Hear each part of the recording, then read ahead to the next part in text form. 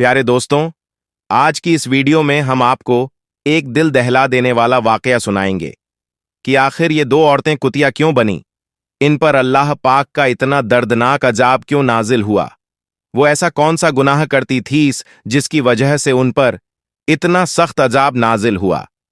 ये वाकया खास औरतों के लिए एक बहुत बड़ा सबक है, इसीलिए गुजारिश है कि हमारे साथ आखिर तक बने रहिएगा।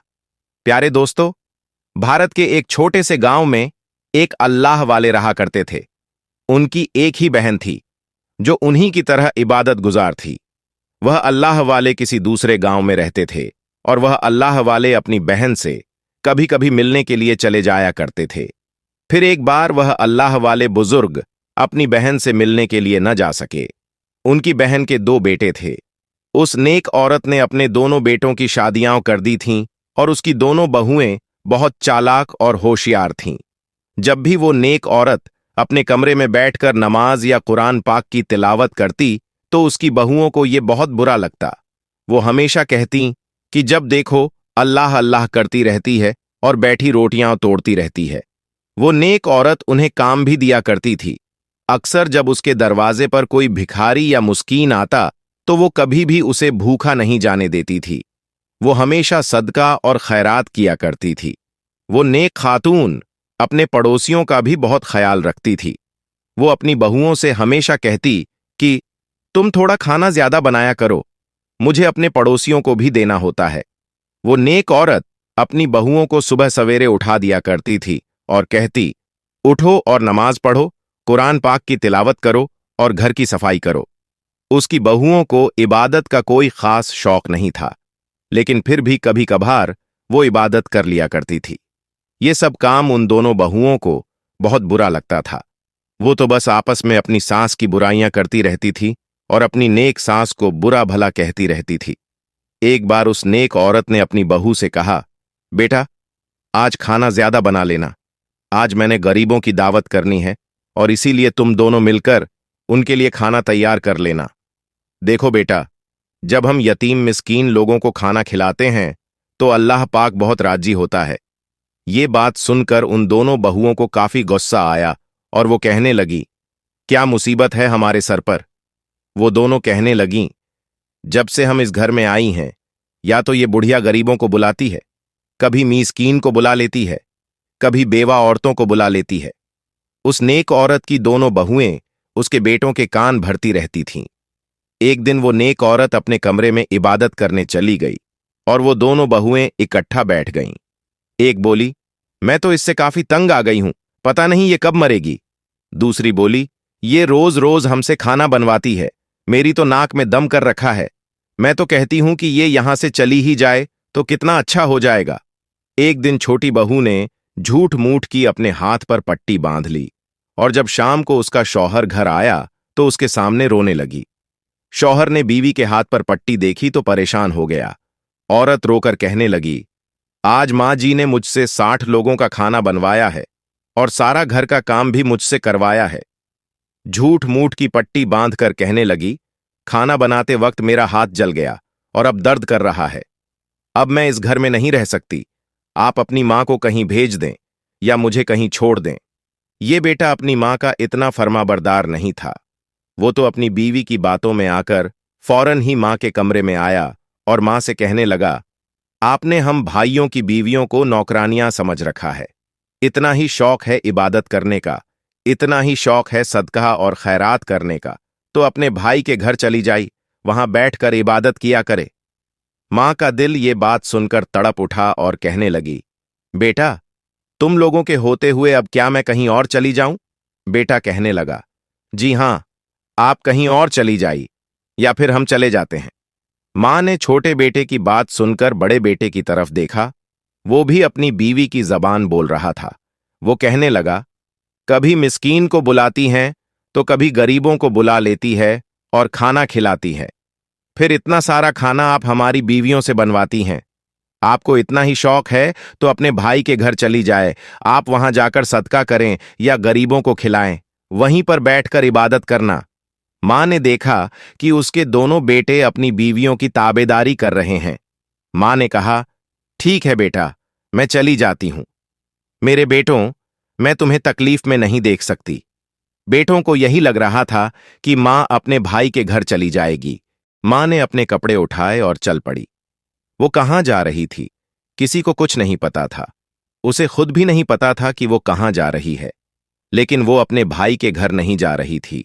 वो बेवजह अपने भाई को परेशान नहीं करना चाहती थी, क्योंकि उसका भाई दीन के कामों और तबलीग में काफी मसरूफ रहता था। वो बूढ़ी औरत चलती जा रही थी कि रास्ते में एक नौजवान आया। कहने लगा, माँ जी, आप कहाँ जा रही हैं? वो बूढ़ी औरत बोली, बेटा, मंजिल की तलाश में हूं और सफर पर निकली हुई हूं। नौजवान बोला, लगता है माँ जी, आप अकेली हैं, आपके साथ कोई और नहीं है। ये सुनकर वो नेक औरत खामोश हो गई। नौजवान बोला, कोई बात नहीं माँ जी, आप मेरे साथ आइए, मैं अपने घर में अकेला रहता हूं। इस तरह वो नेक नौजवान उस बूढ़ी औरत को अपने घर ले आया। घर छोटा था लेकिन सुकून वाला था। नेक औरत बोली, बेटा, तुम अकेले रहते हो? नौजवान बोला, जी माँ जी, मैं अकेला हूं, यतीम हूं, मेरा इस दुनिया में कोई नहीं, लेकिन आज से आप मेरी मां हैं। उस बूढ़ी औरत ने अल्लाह पाक का शुक्र अदा किया और कहने लगी, बेटा, मैं नमाज पढ़ना चाहती हूं। नौजवान बूढ़ी औरत को कमरे में ले गया और कहने लगा, आज से ये कमरा आपका ही है, आप यहां पर जितनी चाहें उतनी इबादत करें। नेक औरत सोचने लगी कि नौजवान होते हुए भी कितना नेक है और इबादत करता है। वो नेक नौजवान घर में भी इबादत करता था और कभी कभी घर से बाहर भी निकल जाता था। वो बूढ़ी औरत उस लड़के से कुछ नहीं पूछती थी, ये सोचकर कि जिस मां को उसके बेटे ने घर से निकाल दिया हो, वो भला दूसरों से कैसे कोई सवाल कर सकती है। वो औरत अल्लाह पाक से दुआ करने लगी, ऐ अल्लाह, तू जानता है कि मैं गरीब हूं, मिस्कीन को खाना खिलाती हूं, लेकिन मैं अपने बेटों का तुझसे कोई शिकवा नहीं करती। बस दिल इस बात पर उदास है कि मैं यहां पर किसी को खाना नहीं खिला सकती। ऐ अल्लाह, तू मुझे किसी का मोहताज न करना, हमेशा अपने खजाने से अता करना। बस वो यही सोच रही थी कि अचानक दरवाजे पर दस्तक हुई। औरत ने दरवाजा खोलकर देखा तो छोटे छोटे बच्चे खड़े थे, साथ ही फकीर और यतीम भी थे। औरत ने कहा, आप यहां पर क्या कर रहे हैं? बच्चे बोले, हमें पता चला है कि यहां पर खाना खिलाया जा रहा है। बूढ़ी औरत बोली, बच्चों, मैंने तो खाना नहीं बनाया और मेरे पास तो खाना भी नहीं है। बच्चे बोले, ये आप कैसी बातें कर रही हैं? बाहर जाकर देखिए, बड़ी बड़ी देग में खाना बन रहा है। नेक औरत बाहर आई और देखा तो सच में बड़ी बड़ी देग में खाना बन रहा था। वो खाना कौन पका रहा था, इस बात का किसी को कुछ नहीं पता था। वो नौजवान भी वहां पर मौजूद नहीं था। बूढ़ी औरत ने उन बच्चों के साथ मिलकर खाना खाया और अल्लाह पाक का शुक्र अदा किया। ऐ मेरे अल्लाह, तेरा शुक्र है, मैं तो इसी बारे में सोच रही थी और तूने मेरी दुआ कबूल कर ली। बूढ़ी औरत को लगा कि शायद दस्तरखान एक दिन के लिए ही लगाया गया है, लेकिन ऐसा नहीं था। जब भी वो फज्र की नमाज पढ़कर उठती तो दस्तरखान लगा होता था। बड़ी बड़ी देग में खाना बन रहा होता था। बच्चे, बूढ़े, औरतें, यतीम, मिस्कीन सब खाना खा रहे होते थे। जब खाना बन रहा होता था तो वो नौजवान वहां पर मौजूद नहीं होता था। बस कुछ राज ऐसे होते हैं जिन्हें खोलना मुनासिब नहीं होता, इसीलिए वो औरत खामोश थी। उसने किसी से भी नहीं पूछा कि खाना कौन बनाता है और कहां से आता है। इस बात का चर्चा हर तरफ हो गया, हर गांव में हो गया और उस गांव में भी हो गया जहां पर इस औरत के दोनों बेटे रहते थे। उसकी बहुएं आपस में बात करने लगीं कि जंगल में एक ऐसा घर है जहां पर हर वक्त खाना बनता रहता है और वहां पर लोग खाना खाते हैं जिनके घरों में खाना नहीं होता, जो गरीब होते हैं, मिस्कीन होते हैं, बच्चे, बूढ़े, औरतें, फकीर सब वहां पर खाना खाते हैं। वो आपस में कहने लगी कि हम भी तो देखकर आते हैं कि कौन इतना अमीर है जो रोज ही दस्तरखान लगाता है। एक दिन वो अपने शौहर से छुपकर उनको बताए बिना वहां से चली गईं। दोनों बहुएं जब पहुंची तो एक छोटा सा घर था और सामने दस्तरखान लगा हुआ था। बड़ी बड़ी देग में खाना बन रहा था। इस घर में कौन मौजूद था, ये दोनों बहुएं नहीं जानती थीं। उन दोनों को भी खाना खाने के लिए बुलाया गया तो उन दोनों औरतों ने अजीब सा मुंह बना लिया और कहने लगीं, ये सदका खैरात वाला खाना हम नहीं खाते, हम कोई यतीम नहीं हैं, हम गरीब थोड़ी हैं। उनको बुलाने वाली कोई बेवा औरत थी, कहने लगी, ऐसा नहीं है, ये खाना काफी शिफा वाला है, इस खाने को जो भी खाता है शिफायाब हो जाता है। उनमें से एक बहू बोली, हम तो इन बातों पर यकीन नहीं रखते। दूसरी बोली, हमने बड़ी मुश्किल से अपनी सास से जान छुड़ाई है। और ये तो बताओ, ये घर किसका है? देखने में तो ये काफी अमीर लोगों का घर नजर आता है। बेवा औरत बोली कि नहीं, यहां पर एक औरत रहती है जो गरीब, मिस्कीन और फकीरों को खाना खिलाती है।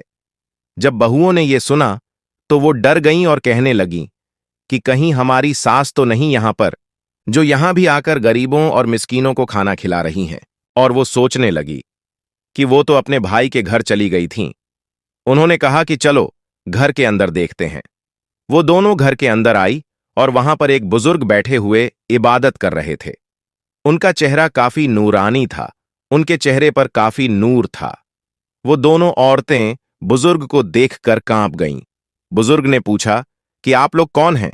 वो बोलीं, हम तो बस यहां पर खाना खाने के लिए आए थे। बुजुर्ग ने पूछा, तो क्या खाना खा लिया? तो उन दोनों ने एक जुबान में सफेद झूठ बोल दिया, जी जी, खा लिया।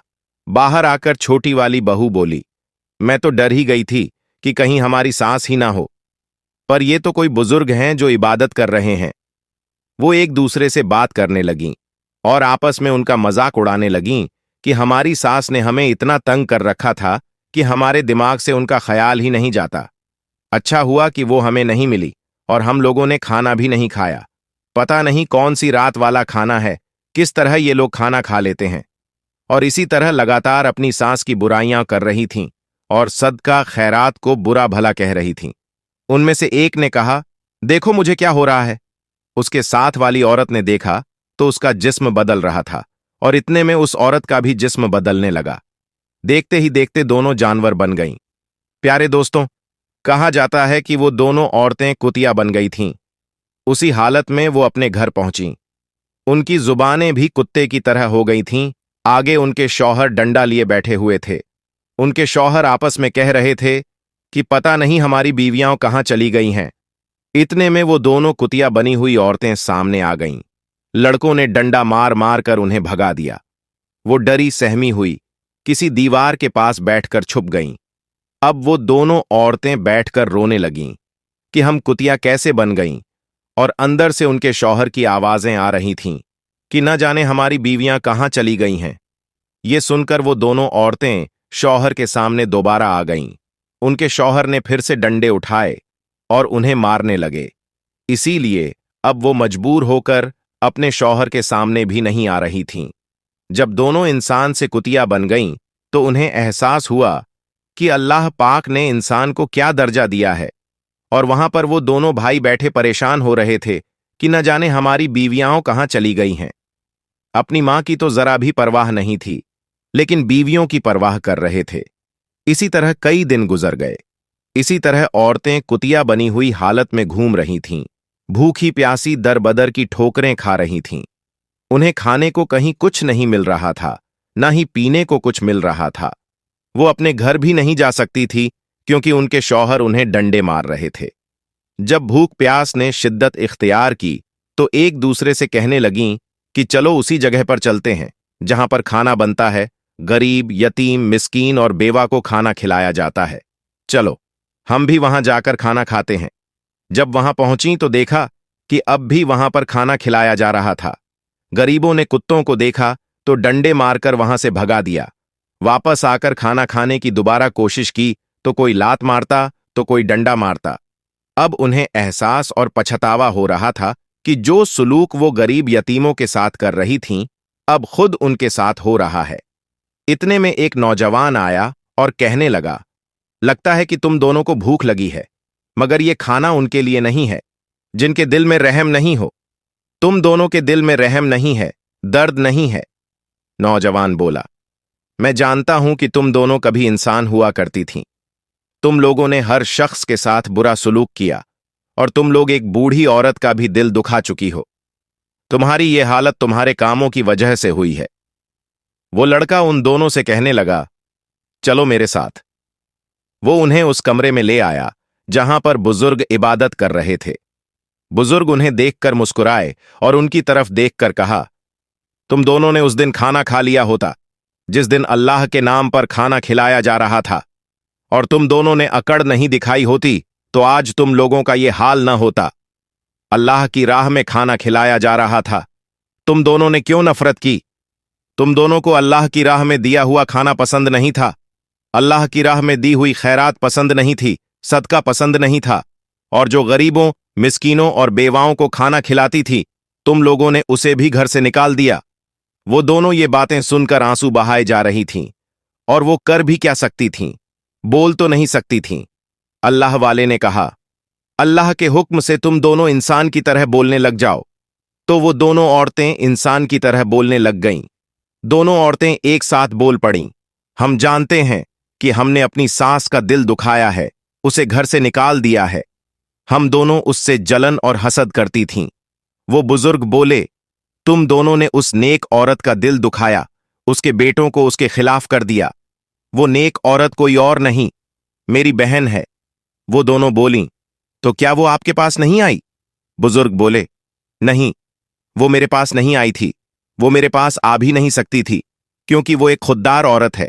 और जब मुझे अपनी बहन के बारे में पता चला तो मैंने अपनी बहन के पास अपने खास आदमी को भेजा, जो उसके बेटे की तरह मदद करता रहा और उसका ख्याल रखता रहा। मुझे अपने इल्म के जरिए यह मालूम हो चुका था कि तुम दोनों ने मेरी बहन को जलील करके उसे घर से निकाला है, और तुम दोनों सोचती हो ना कि मेरी बहन के पास इतने पैसे कहां से आते हैं, वो इतना सारा खाना कैसे बनाकर तकसीम कर देती है। जब कोई अल्लाह का नेक बंदा अल्लाह की राह में एक पैसा खर्च करता है तो उसके बदले अल्लाह पाक उसे 10 गुना ज्यादा अता करता है। ये भी अल्लाह पाक का करम है, और ये जो तुम्हारा हाल हुआ है इसमें उसकी कोई बद्दुआ शामिल नहीं है। अगर तुम दोनों उस दिन खाना खा लेती, घमंड और तकब्बुर न करती और अल्लाह की राह में दिए हुए खाने से नफरत न करती, तो आज तुम्हारी ये हालत न होती। घमंड और तकब्बुर तुम दोनों ने किया, और घमंड और तकब्बुर तो शैतान ने किया था, जिसे अल्लाह पाक ने फरिश्ते से शैतान बना दिया। इस पर वो औरतें फूट फूट कर रोने लगीं और कहने लगीं, हमें एक बार माँ जी से मिलवा दीजिए, हम उनसे माफी मांगना चाहते हैं। हमें कुतिया बनकर पता चला है कि अल्लाह पाक ने इंसान को क्या मर्तबा अता किया है। इतने में ही वो बूढ़ी औरत आ गई। वो दोनों कुतिया बनी हुई औरतें अपनी सास के कदमों में गिर गईं और रो रो कर माफी मांगने लगीं। माँ जी, हमें माफ कर दीजिए, बस एक बार हमें माफ कर दीजिए। वो औरत बोली, बेटा, मैंने तो तुम लोगों के लिए कभी बद्दुआ नहीं की, और बेटा माफ करना या न करना ये सब अल्लाह के हाथ में है, और सदका और खैरात इंसान को बड़ी बीमारी से बचाता है, मुश्किलों से बचाता है। बेटा, मैं तो तुम लोगों के लिए ही ऐसा करती थी कि मेरे बच्चे और मेरी बहुएं इन बीमारियों और मुश्किलों से हमेशा बचे रहें। वो दोनों औरतें कहने लगीं, माँ जी, बस आप हमें माफ कर दीजिए, हमें इस बात की खुशी होगी कि आपने हमें माफ कर दिया, भले ही हम इसी हालत में रहें। अब आप बस हमें माफ कर दें। बूढ़ी औरत ने कहा, बेटा, मैंने तुम्हें माफ कर दिया है। वो औरतें वहां से जाने लगीं तो बूढ़ी औरत ने कहा, बेटा, रुको, मैं तुम्हें ऐसी हालत में नहीं देख सकती। बूढ़ी औरत ने अपने नेक भाई अल्लाह वाले बुजुर्ग से कहा, भाई, आप इन दोनों के लिए दुआ करें कि अल्लाह पाक इन्हें फिर से इंसान बना दे। तो अल्लाह वाले बोले, नहीं, अभी नहीं, तुम दोनों जाओ और अपने शौहर को यहां पर बुलाकर लाओ। वो दोनों औरतें अपने शौहर के पास चली गईं। पहले तो शौहर डंडा लेकर मारने के लिए भागे, लेकिन जब वो बोल उठीं तो उन्हें पता चला कि ये तो हमारी बीवियां हैं। उन दोनों औरतों ने अपने शौहर को बताया। वो अपने शौहर को लेकर वहां पर आ गईं, और बेटे अपनी मां को देखकर काफी शर्मिंदा हो रहे थे। अल्लाह वाले बुजुर्ग ने कहा, तुम दोनों ने अपनी मां के साथ क्या किया? बेटे तो मां का ख्याल रखते हैं, और बुरा तुम दोनों के साथ भी हो सकता था, लेकिन तुम्हारी मां के सदका खैरात ने तुम्हें बचा लिया। वो दोनों बेटे अपनी मां के सामने रोकर माफी मांगने लगे। नेक औरत बोली, बेटा, मैंने तो तुम लोगों को पहले ही माफ कर दिया है। उस औरत ने अपने बेटों और बहुओं को माफ कर दिया और फिर अपने भाई से बोली, अब आप भी इन्हें माफ कर दें और इनके हक में अल्लाह पाक से दुआ करें। बुजुर्ग ने उनके हक में अल्लाह पाक से दुआ की, ऐ अल्लाह, ये दोनों औरतें अपने गुनाहों की वजह से इस हाल में हैं, मगर या अल्लाह, तू तो रहम करने वाला है, बुजुर्ग काफी देर तक दुआ करते रहे। बुजुर्ग की दुआ कबूल हो गई और अल्लाह पाक ने उन्हें कुतिया से इंसान बना दिया। दोनों बहुओं ने अपनी सास का हाथ पकड़ा और कहा, चलिए माँ जी, अपने घर चलें। वो आपका ही घर है, हमसे पहले उस पर आपका हक है। आपने ही इस घर को बसाया है और आप ही हमें यहां बेटे से ब्याह कर लाई हैं। और अब हम सब मिलकर पूरे गांव को खाना खिलाएंगे और अल्लाह की राह में खैरात करेंगे। बेशक अल्लाह पाक की राह में दिया हुआ 10 गुना होकर इंसान की तरफ दोबारा लौट कर जरूर आता है और सदका खैरात इंसान की तरफ आने वाली मुश्किल परेशानियों और आजमाइश को टाल देता है। इसलिए हमेशा सदका और खैरात जरूर दिया करें, क्योंकि सदका और खैरात करने से इंसान बहुत सी बीमारियों, मुसीबतों और आफतों से बच जाता है। और अल्लाह पाक की राह में भी खर्च करने से अल्लाह पाक अपने बंदे के रिज्क में 10 गुना इजाफा करता है। अल्लाह पाक से दुआ है कि अल्लाह पाक हमें भी नेक अमल करने की और गुनाहों से बचने की तौफीक अता फरमाए। आमीन। प्यारे दोस्तों, अगर वीडियो आपको अच्छी लगी है तो सबसे पहले अपने परिवार, रिश्तेदार और दोस्तों में जरूर शेयर करें ताकि उन्हें भी इबरत हासिल हो। और चैनल को सब्सक्राइब करके कमेंट बॉक्स में अल्लाहू अकबर जरूर लिखें। शुक्रिया।